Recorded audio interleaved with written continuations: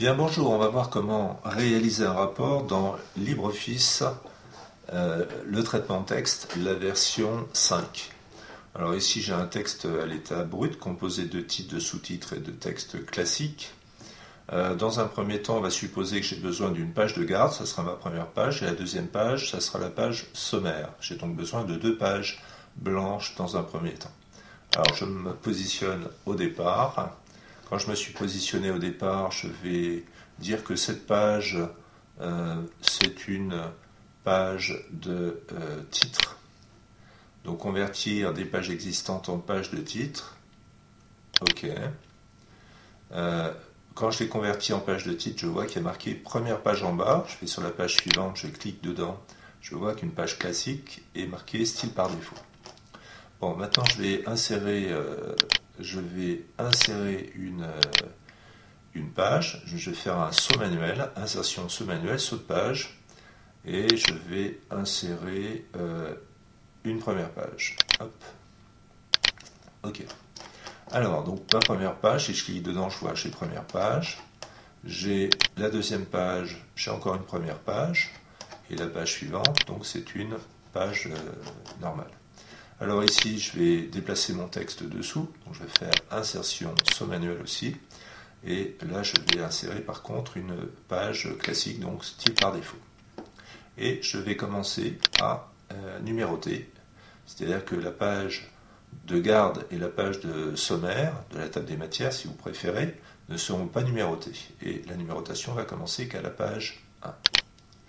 Voilà, alors donc ici, première page, type première page, type première page, et ici, donc, style par défaut.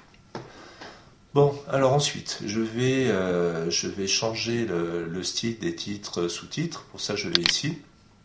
Je vais sur plus de numérotation. Je vais cliquer sur le niveau. Alors, il y a plusieurs niveaux. Ça, c'est le niveau des titres, des sous-titres, des sous-sous-titres, et on pourrait continuer. Alors, au niveau des titres, je vais choisir de commencer par un A. Les sous-titres, je vais mettre un chiffre, ouais, pourquoi pas. Et les sous-sous-titres, je vais choisir une petite lettre. Alors, parfois, ça n'enregistre pas directement. Alors, je vais regarder, tac, je recommence, je revérifie si c'est bien enregistré. 1, 2, 3, oui, il l'a bien fait, tant mieux. Alors, je me positionne devant l'introduction, et là, je vais ici, je lui dis que c'est un titre. Je positionne devant le titre et je lui dis que c'est un titre 2. Alors, ce que je disais, il ne l'a pas enregistré, donc je vais recommencer. Titre 1, donc niveau 1, je lui dis que c'est des lettres. Niveau 2, je lui dis que c'est des chiffres. Et niveau 3, je lui dis que c'est des petites lettres. Je fais OK. Voilà. Bon, voilà, donc il me les a changés. Maintenant, ici, c'est un niveau 3. Niveau 3. Ici, je lui dis que c'est un niveau 3. Non, ça c'était un niveau 2. Ça c'est un niveau 2. Et ça c'est un niveau 3. Voilà. Alors, ça c'est un niveau 3. C'est un sous-sous-titre. Ça c'est un niveau 2. Voilà. Ça c'est un niveau 3. Ça c'est un niveau 3.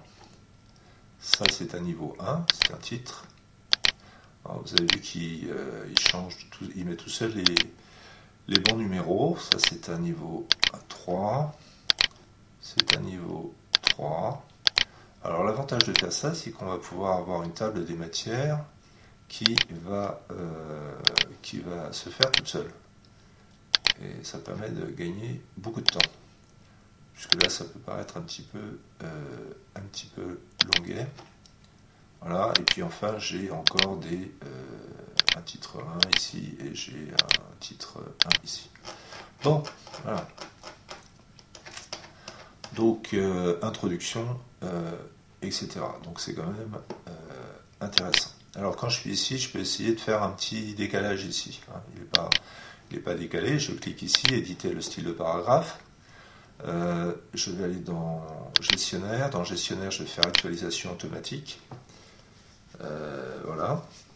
Et retrait espacement. Alors retrait avant le texte 0,76 et après le texte, première ligne. Donc je vais mettre 1 cm. 1 cm. Voilà. Donc je vais faire appliquer. Donc ça fait quoi? Ça fait ça. Donc je fais OK. Pour celui-là, je vais faire éditer le style, le paragraphe, donc dans gestionnaire, actualisation automatique, retrait espacement, je vais faire 1 cm 5. OK. Voilà. C'est un peu plus structuré. Bon, alors je monte tout en haut. Et ici, donc sur cette page, je vais introduire ma table des matières. Donc pour mettre une table des matières, on va dans Insertion et Index et table. Alors ici, on peut changer ce qu'on veut, table des matières du rapport. Voilà. On a jusqu'à 10 niveaux si on veut. Bon, j'ai 3 niveaux. Et donc il vous le met. Si vous voulez changer un certain nombre de choses, ici, alors vous pouvez cliquer ici et éditer le style. Il va vous changer uniquement ce qui se trouve ici. Alors retrait avant le texte, après le texte. Retrait avant le texte, après le texte. Bon.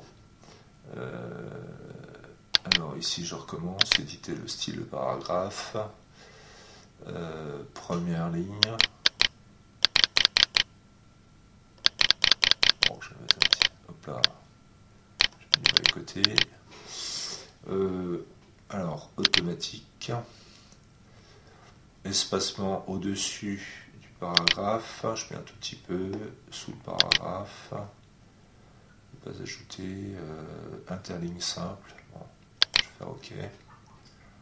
Voilà. Alors après, libre à vous de changer les choses, de changer la mise en page, on peut changer tout un tas de choses. Là, je suis uniquement sur le titre. Éditer le style. Alors, retrait, espacement, alignement. Je vais faire centrer. Je peux faire pas position, mais qu'est-ce que je peux faire? Tabulation, gestionnaire, alignement, enchaînement, police. Police, bon, gras, effet de caractère, je vais faire police, couleur de police, voilà, OK. Donc ça c'est mon titre. Sur les titres, on peut faire la même chose si on veut. Couleur de police, je vais mettre quoi? Je vais mettre du rose. Effet barré, surlignage, aliment. Bon, je vais juste mettre du rose là. Voilà, donc il y a moyen de faire un petit peu ce que l'on veut à ce niveau-là. Et puis, bon, ici, ça serait c'est la page de garde sur laquelle vous allez pouvoir écrire votre titre, mettre des images, etc. Alors ici, on va introduire les numéros de page. Donc ces numéros de page, on va aller ici, pied de page, style par défaut, et on va donc on va aller dans insérer champ, numéro de page. Alors, je n'étais pas dans le numéro de page.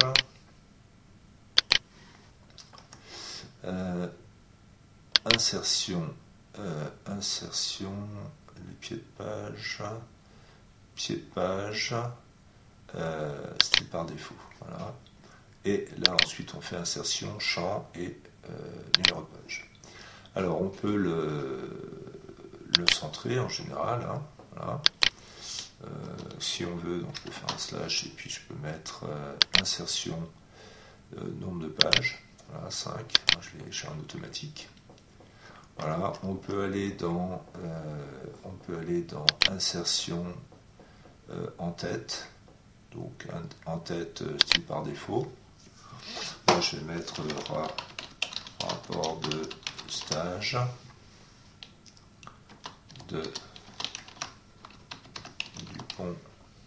Dupont. Voilà. Et là, je vais la voir partout. Mais je ne l'ai pas sur les deux premières. Voilà. Si je souhaite, alors ici j'ai conclusion, en général ça on met pas, voilà, puis l'annexe non plus on met pas. Alors quand j'ai conclusion, l'idéal c'est de commencer sur une nouvelle page, donc on fait insertion saut manuel et on va introduire une style par défaut. OK. Voilà. Et puis l'annexe, ben, on va faire la même chose, donc insertion saut manuel. Style par défaut. Et voilà.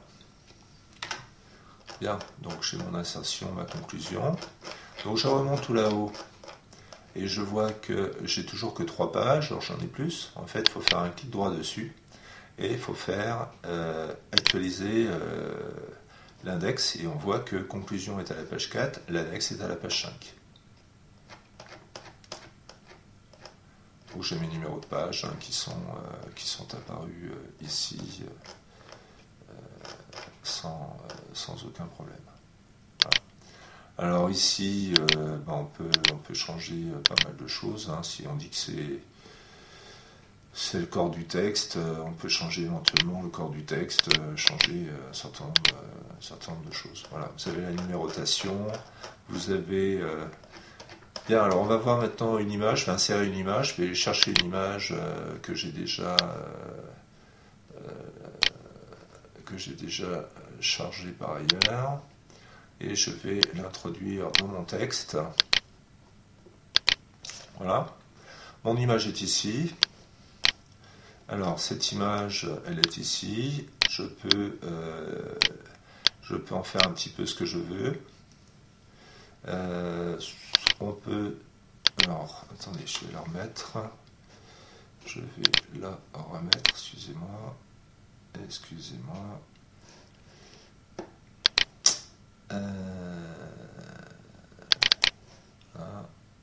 Donc je la refais glisser ici. Voilà.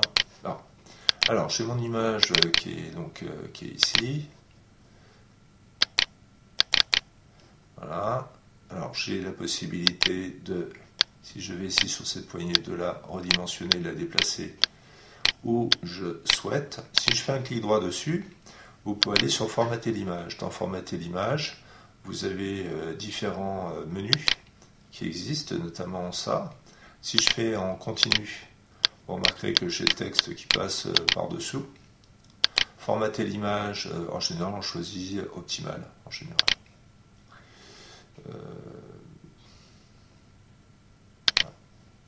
Alors, on peut vouloir la rogner. Alors, pour rogner une image, comment fait-on? On fait double clic dessus. Enfin, on fait un clic dessus, on la sélectionne et on va sur l'outil ici, rogner l'image. Donc, sur cet outil, je peux, quand je suis ici, je vais pouvoir la rogner. Je vais la rogner ici. Voilà, donc, je clique ici, l'image, je vais me la déplacer, donc rogner l'image, si je vais rogner de l'autre côté, voilà, je clique à côté quand j'ai fini, et je vais pouvoir donc comme ça insérer mon image au mieux où je le souhaite. Voilà, c'est donc fini pour aujourd'hui. Je vous remercie et à bientôt.